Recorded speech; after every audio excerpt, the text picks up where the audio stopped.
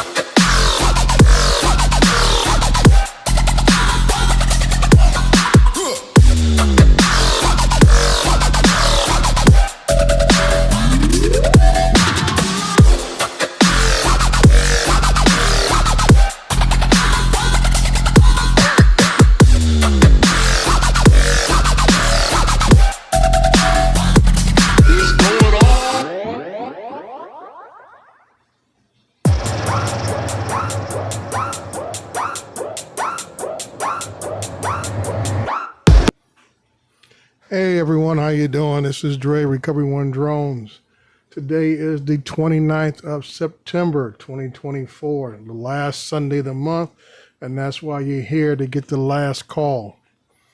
I appreciate folks who have chimed in already, and I'm going to go through the list right quick, see who is in the house. We got Jody first on the list, followed by Captain Joe. Then we got Waypoint New England, Stephen Drones, East Coast Thrills, Time to Fly. I think I already got, did I get you already? Stephen Drones, Jonathan Jackson. All right, good to see everybody. Anybody I missed, forgive me if I did. And like I say, we're just going to say hellos right quick. I see a lot of activity in the chat. Welcome, Margie TV. Thanks for coming in and so forth. Today we're going to talk about a couple of things. The obvious thing we're going to talk about is going to be what's going on in Washington, D.C. Hey, Lawrence, how you doing, partner? Appreciate you coming in. Doing good, Margie, doing good. And we're going to talk about a few other things I've seen going across the drone sphere, as we call it there. You know, everybody's been excited and I guess nitpicking the, what is it called, the NEO. And then I guess the the was it the Pocket? Not Pocket. It's just the Action Camera 5. I guess everybody's all excited about that. They got their hands on it. I've seen nothing but YouTube be flooded with a bunch of videos on that, and people already nitpicking that already. But it just amazes me how DJI has, as they do always, flood the market with a lot of different devices. And like I said, they're not just throwing trash out there; they're throwing top-notch stuff out there. And it's just, as we always say, we don't see much of a response from the competition. I say GoPros is basically the only competition to DJI as far as when it comes to action cameras. When it comes to the drones, we get a few here and there. We got the Zero Robotics put out the X1 Pro, and I guess it was it Pro Elite or Elite something else out this year. So, but when the Neo came out at $199, that kind of took that off the shelf just on the price difference. And we're talking about a couple $100 price difference. So we'll see how that shakes out in the long run. But I'm glad of those that are here. And as always, we want to make sure we can, pay our respects to our sponsor, which is AirData. Last call is sponsored by AirData, world's most trusted flight data platform. Use promo code Recovery1Drone20 for 20% discount on your subscription.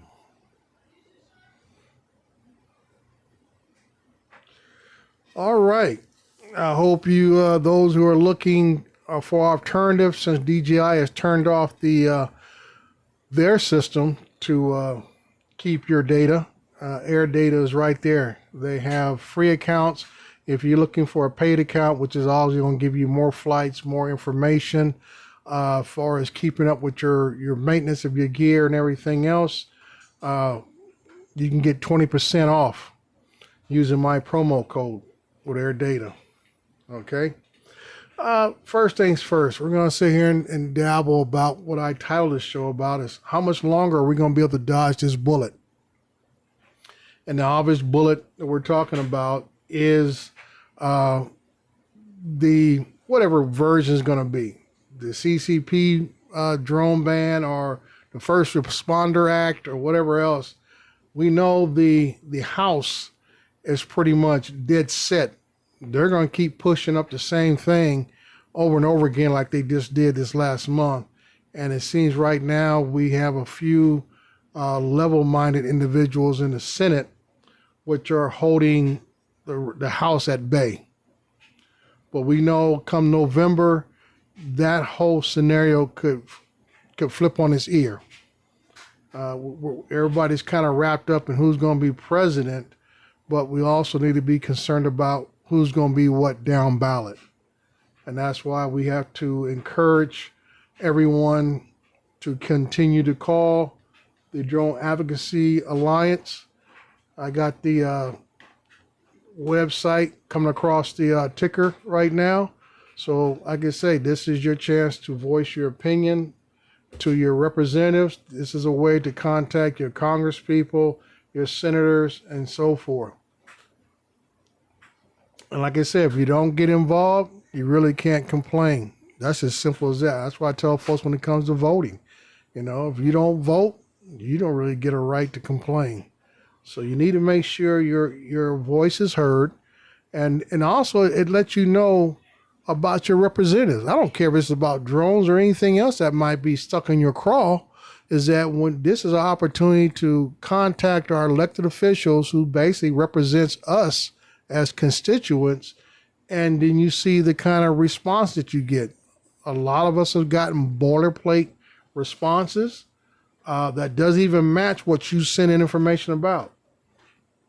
Other ones are getting, the condescending response that, thank you for your letter, but, I'm smarter than you, and that's why I'm elected, so don't bother me again type of response. And then some of them actually are taking time to give information. And I from my representatives, I got a boilerplate response, but they use my information to keep sending me back information about crap I don't even care to know about. So they're using this also to, as they say, collect email addresses. So don't be surprised if you start getting emails from your representatives and you thinking it's them actually responding. You may be getting emails on a variety of issues. That is something that, as I always say, they can hang their hat on about, oh, look what I did for your area that I represent. But like I said, we don't try, we don't reach out, we never know what the outcome is going to be. So we got to keep striding forward and try to get things done as best as possible.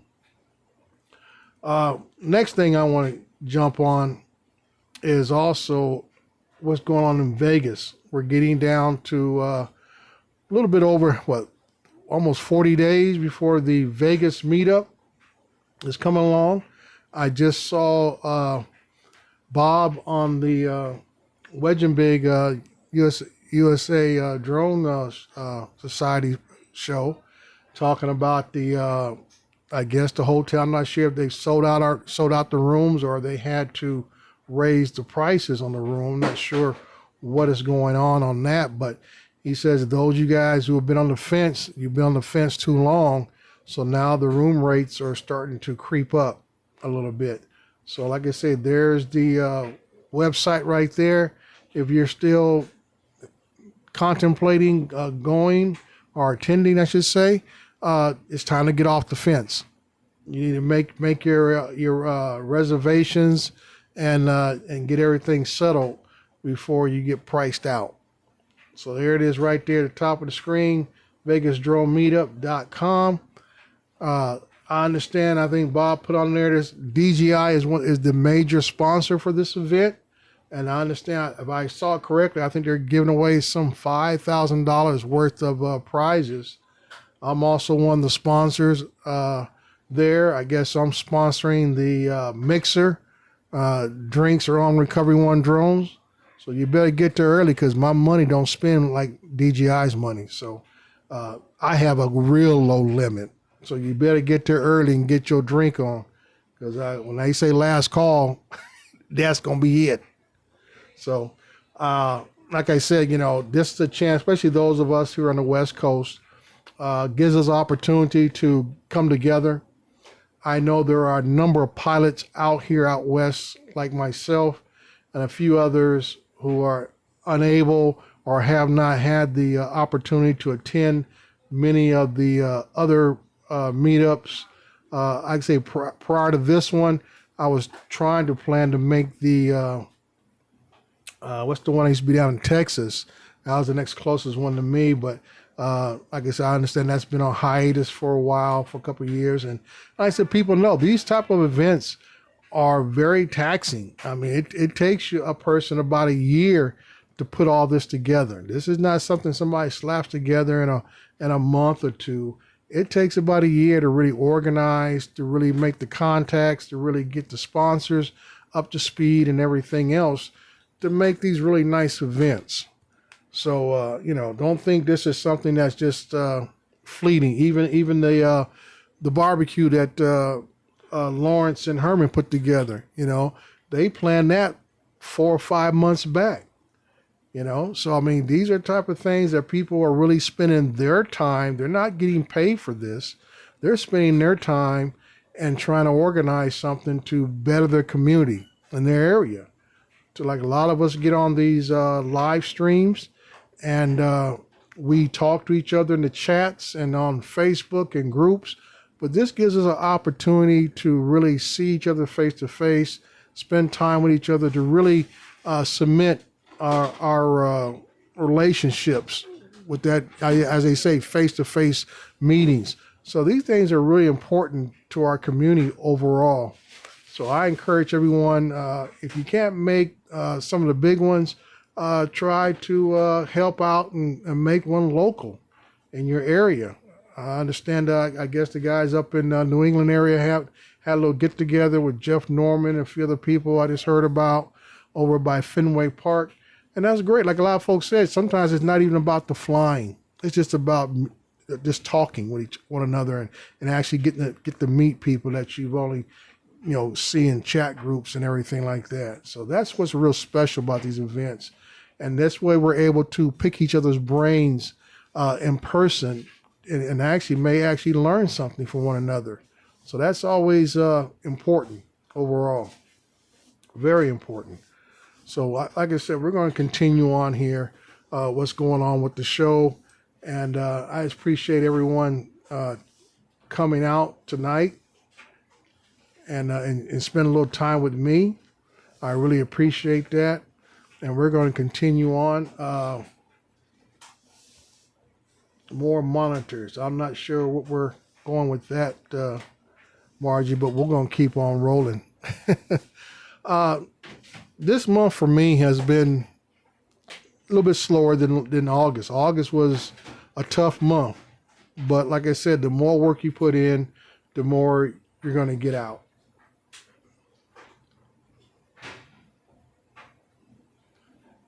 The geezer pleasers. Okay, so he lives in Vegas, specifically about 5 miles from the location shown in 3 photos on that webpage. That's Red Rock Canyon. It's beautiful. It is very drone friendly. Well, thank you for that shout out there, partner. Appreciate it.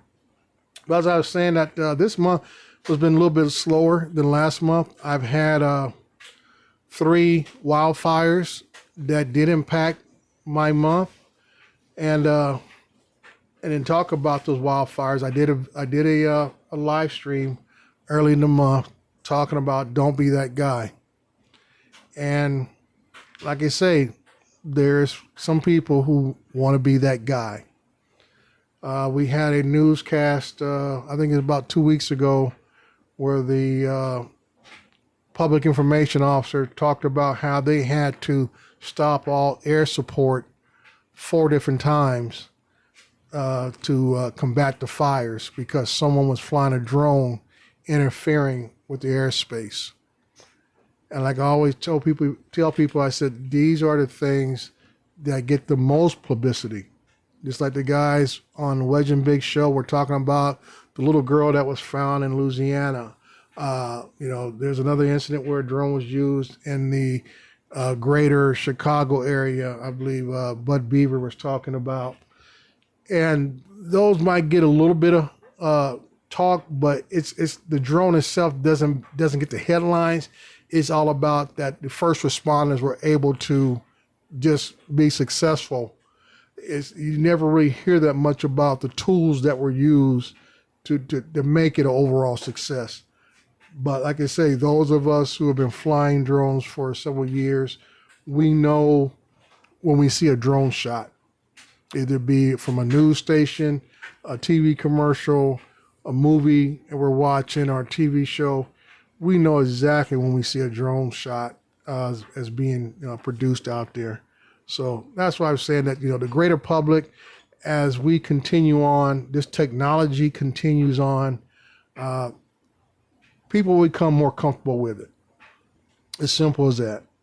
People will become more comfortable with it when they understand or begin to understand the attributes of drones itself. Like I say, I work in the construction side of the industry.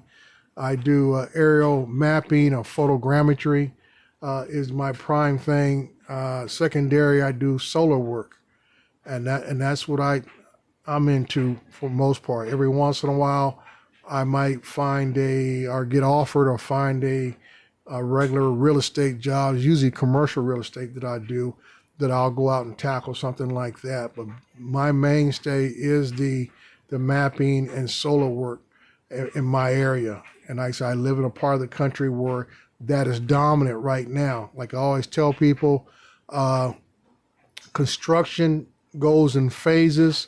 There's a lot of things that affect construction work as far as the economy, because I was a guy out there, heavy equipment operator back in the recession, where it hit us around 2000, started hitting us around 2006, and then we saw it coming.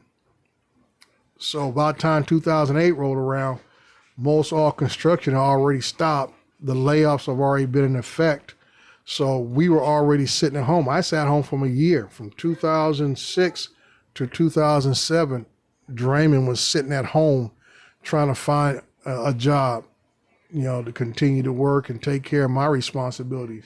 And I sat home for exactly almost a year to that date, that the last time I worked, I got on with the city of San Bernardino after that.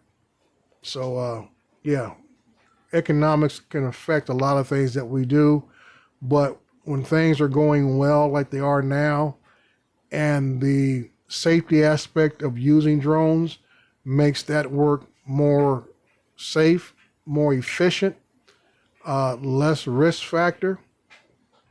It allows companies, allows developers to be a little more, I would say, risk takers as far as financing things. Construction is all about financing. If the developers can get the loans from the banks and other institutions at the rates they feel comfortable enough, they'll keep getting those loans, and for the long run, so they can build these homes, build these commercial developments, and everything else.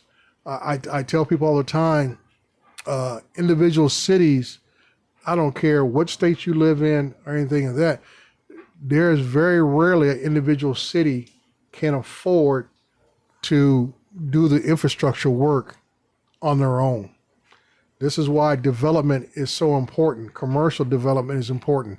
Residential housing development is important, because this is how you get new roads installed. This is how you get your infrastructure, your water lines updated, your sewer lines updated, storm drains updated. It is basically through development of commercial industries, properties, and residential properties, where all these roads and infrastructure gets updated and improved in your area. Street lighting, things even like street lighting, gets improved because your city will require the development of this type of street lighting, all these different things. And we're using different technology where before we used the incandescent lights, now it's all solar lights that are being installed all over the place. So all these things come together because of development and because of drones that are used now for the inspection, for the update of the projects. Like I said, I just finished a project that I've been on for it's 4 years to the exact date. This month, September, I started a project back in 2021, and I ended that project this month. Total of 4 years on that project. And that's very rare, even for drone work. That is very rare to be on a project for that long. And that's why I tell people, if you're going to get into the commercial aspect of drone use, do a good job. Like I said, your reputation, every time that drone goes up, your reputation goes up with it. So you do a good job and the word spreads. And now when I say that, I know from my background, 20-something years in the construction industry, people will see each other again and again and again, and you'll get requested again and again and again. Like I say, they like the same carpenters, they like the same concrete layers, they like the same roofers, they like the same pavement guys. They all like working with the same folks over and over again, because reputation is important. And just working with the guys that you trust is even more important. So if you're a trusted entity, your reputation speaks of good work. Those people keep going. I'm sorry, Jonathan. It should have been 2020. My mistake. Okay. I say that's what keeps you working. It is very hard to try to go out there and cold call. And then people always, I see the question all the time, people ask, well, how do you get started and all this kind of stuff. Initially, you will have to cold call some people, but once you get your foot in the door, you can't just rely upon the one job. And I even tell a lot of folks I deal with, I'm looking for long-term work. I'm not looking for the one and dones, okay? I'm looking for long-term projects, at least 6 months or longer is what I'm looking for.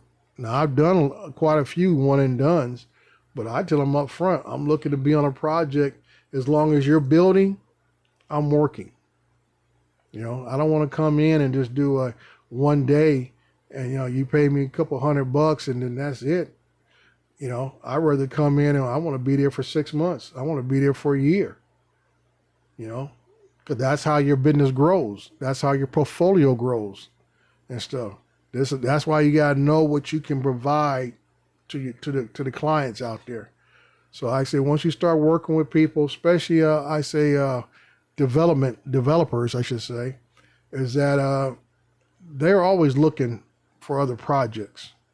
And that may mean that you have to travel a little bit to all the different projects they may have. My main thing, since I pretty much, I could say, somewhat established in my area, I covered 2 of the largest counties in the United States. San Bernardino County is the largest county in America, the 48 lower states. Riverside County is pretty large itself. Basically, the areas that I cover would cover basically all of New England. All those states, everything from Delaware all the way up to New Hampshire is the areas I would cover if you're on the East Coast. So I got a pretty big area. And even then, there's jobs I tell people I don't do, and I tell them exactly why. I don't go out and do what I call Where's Waldo jobs, where all they do is give you some GPS coordinates out in the middle of the desert. And I tell the exact reason why, because I've been on those jobs, and 9 times out of 10, you're going to run into illegal weed farms out there. And I'm not interested in having to worry about who's going to walk up on me or actually who's going to take a shot at me. Because those people out there are not playing. So like I said, there are certain jobs I won't do anymore. It's just not that, in other words, I'm not that desperate for the work. And so forth. Like same thing, I don't go out to Palm Springs, especially if I'm like, they offer me a couple of solar jobs in Palm Springs at the beginning of September. And I told the guy, I said, no, mate, I said, if you can't find nobody to fly it, I'll go back in November and fly those for you, because I know the weather conditions. Palm Springs, even to this day, here it is, the 29th of September, and they still got triple digit temperatures. And I'm gonna go out there and fly solar panels on a couple of buildings. I said, no, I don't need it that bad. Don't need it. So there's a lot of things you have to go by, what you're willing to do and what you're not willing to do. And my thing is, it's about my equipment. The equipment I have is not cheap. It's expensive. I got about at least 2 drones I'm still paying on. So like I say, it's not. In other words, it ain't. I say it ain't worth the risk. Waldo hasn't been found by now. He's lost forever. Yeah, I agree with that, Jonathan. I agree with that 100%. So, like I say, there's some things that, depending upon your area, I'll always be, I would say, heads up on what the job entails. I know a lot of guys as soon as they see something pop up, they're jumping all over it, ready to go. I say, I'm the type of person, I need to know some details. My thing is, this is the key thing of my business plan. I need to know what the expectation level is, so I know what the standard is going to be and what I need to meet. Because I can always negotiate a price, even though they say, well, this is my budget. Oh, my budget's only $250, $300, whatever, something like that. And I can say, okay, for what you're asking for, your budget's not going to cover it for what I'm going to produce for you. You talking about you want all these video clips. I've seen jobs where people want 12 different 2-minute video clips, and then also want you to do a bunch of panoramas and other stuff, and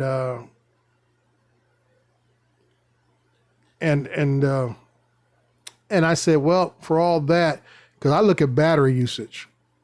That's how I gauge how much money I know a job should cost by battery usage. And I tell them, even at 2 minutes, 4K footage, okay, and you need 12 of these. Well, guess what? You just ran up over about 2 batteries worth of that of my time. Okay, because I always tell people, I said you can't go by the specs that it comes out of DJI. Because I always tell people, I said, when you take off 100% battery, by the time you get to altitude level where you need to fly, let's say you're going to fly at 200, 300 feet. Once you raise up to that altitude and you fly to where you're going to start at, your drone's going to be down to 95% or even lower. And if you're a smart operator, you're going to take that drone, depending upon how far you had to fly, down to about 30% or even try to push it to 25%. So that takes you down to an average of about 22 to 28 minutes of actual working flight time before you need to bring that drone back home to change batteries. So you can do the math for yourself. You're going to burn up at least 2 batteries trying to get 12 2-minute shots done. And that's if they're right there. So you can just imagine trying to get set up, fly the drone to a position to where you need to get it set up for that next run, for that next shot, because some of those shots might be orbits. And it takes a while to shoot a nice orbit. Average orbit of about, I would say 10 acres takes you about 2 minutes because you're flying very slow, or you should be flying slow and smooth and everything else. Sorry about New England. Might be my cameras might be off a little bit. I know on my YOLO box is very sharp. I'm not sure what's going on through YouTube or anything. Let me see here on my end. Yeah, it looks kind of grainy here.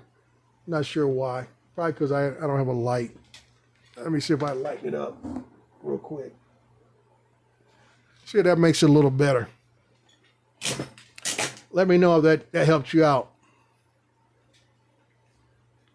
Sometimes the low light conditions of the cameras makes them get a little grainy at the high resolutions. So we'll push a little light and see how that works out for you guys. Somebody tell me in the comments that clean up the resolution.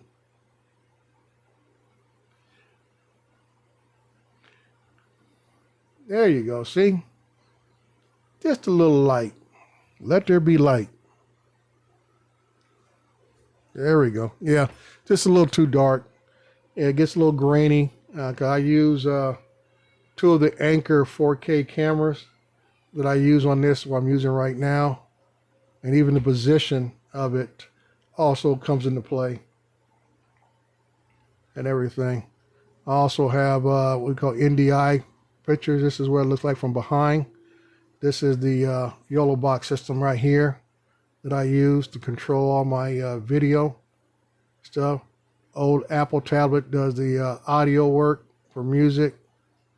And then you can see the stuff on the screen of my computer. So there we go. So I hear everybody say, that's good now, it's better. Good.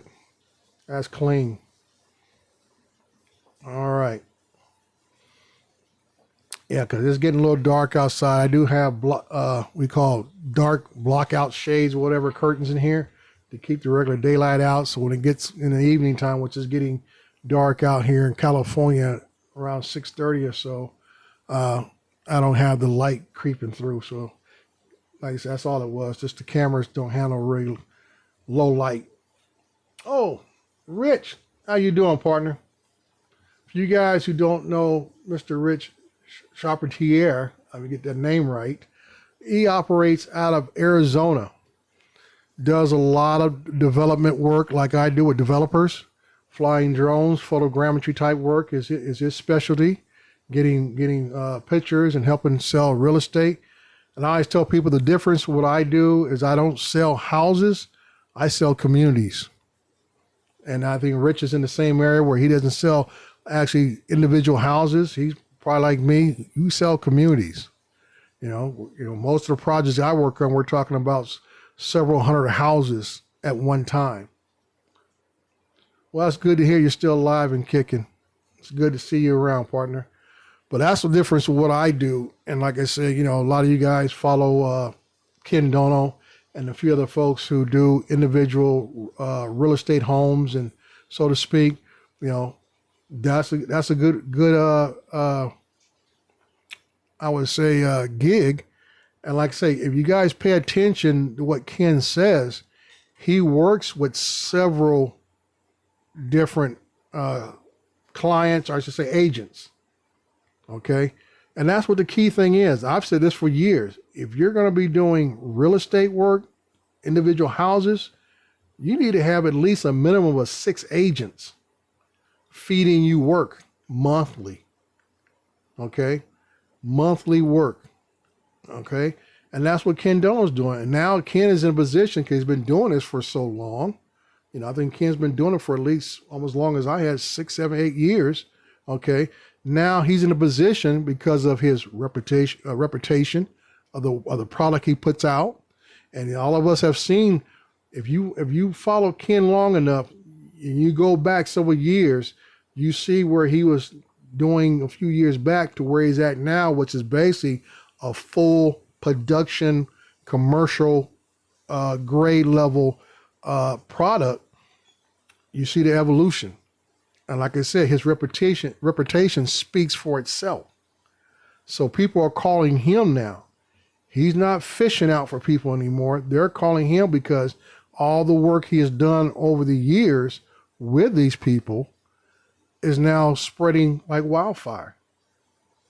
Yeah, like Rich said, over 400 homes in the current pool of projects. That's about average what I have.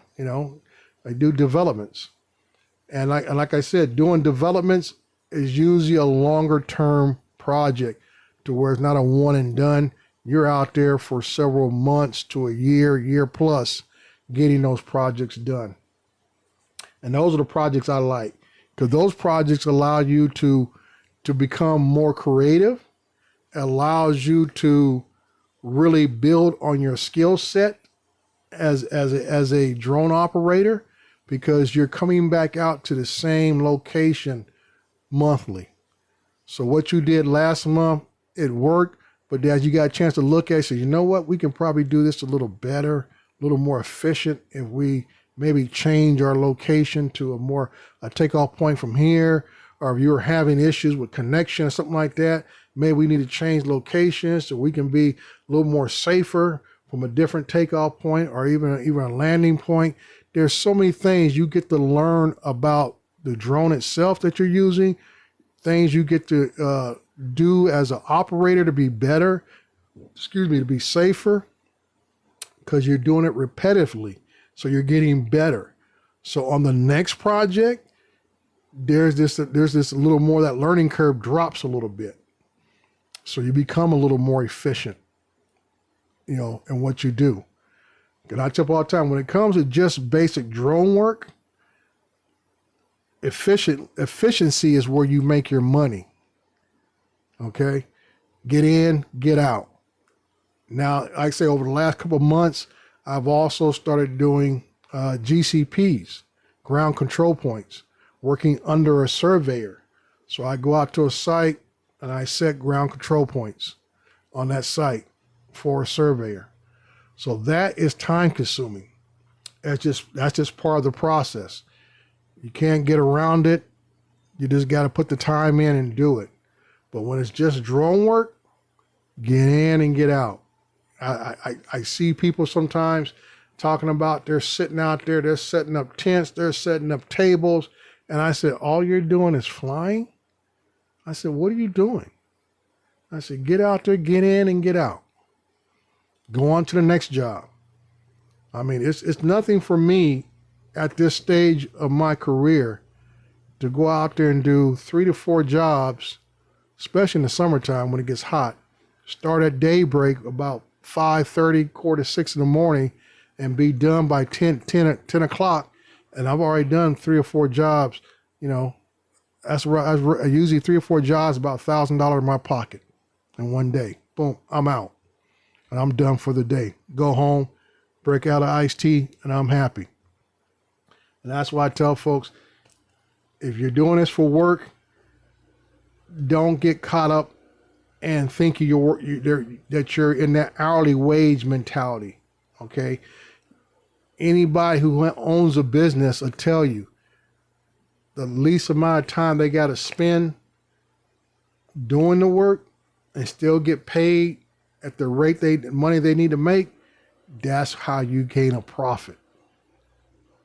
If you're spending 4, 5, 6, 8 hours on a job that only takes about maybe 1, 2, 3 hours, you're not being efficient. You're not creating a profit for yourself.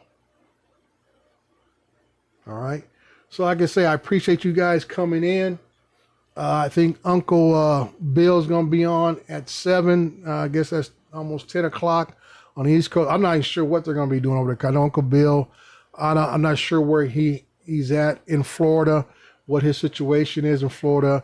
And by the way, now that we're talking about that, those of you that may have family, friends, we all know people in the drone community in the Florida area, or even that panhandle area from, I would say, Louisiana, Mississippi, Georgia, the Gulf Coast of Florida, going up in the Carolinas. Hey, think about those folks. And then before I let everybody go, I talked about this also, about don't be this guy. This is a keen opportunity for individuals like us who fly drones to be a service to our community. If you want to go out there and use your drone to help what's going on in your area, find out where the EOC, Emergency Contact Center, or wherever it may be, and ask them, hey, do you need any help? Believe it or not, like I say, what I do is, for mapping wise, this is what drones are primarily used for in emergency disaster response, is to go out and fly areas that have been potentially damaged, cut off, and everything else, so they can make the right decisions where to deploy the resources for staging and everything else. This is how you can help your community. But make sure you do this with their knowledge and their authority. Because just like with the firefighting situation, if you're out there flying on your own and nobody knows you're out there, but you come up on radar or remote ID, they have to shut down all their operations until they clear the airspace. So be a helping hand and don't be a hindrance. This is, like I said, just thinking commercially, this could be your way of getting your foot in the door in your community with people who might need drones for other things in the future. I tell them, I got friends in Louisiana area. I said, if I was down there in Louisiana, I would say East Texas, Louisiana, Alabama stuff, I'll be doing roofing inspections for the next 10 years because you guys get hit every year. Hurricanes, tornadoes, whatever. Always looking for damage assessments. Work is there, folks. It is right there. So there's really no excuse or no reason why, if you're looking to get into drone commercial work, there are opportunities out there. And my only extra hint to you or tip would be, you can take the online FEMA courses to make yourself even look more qualified. There's a basic of, I think it's course 100, which is basic incident command system. And that's why I tell you about, you having a little knowledge of who you need to contact and so forth. And that's what incident command system is all about. We do it every day in our daily lives. We just didn't put a label on it and stuff. And that's how FEMA works. It's through an incident command system. They have different other people who got a bunch of different titles that they go through this chain of command to make sure who, what, where, and why, and how. So this is Dre, Recover One Drones. I appreciate everyone who came in tonight. And as always, hang on, enjoy the ride, and please subscribe. Thank you.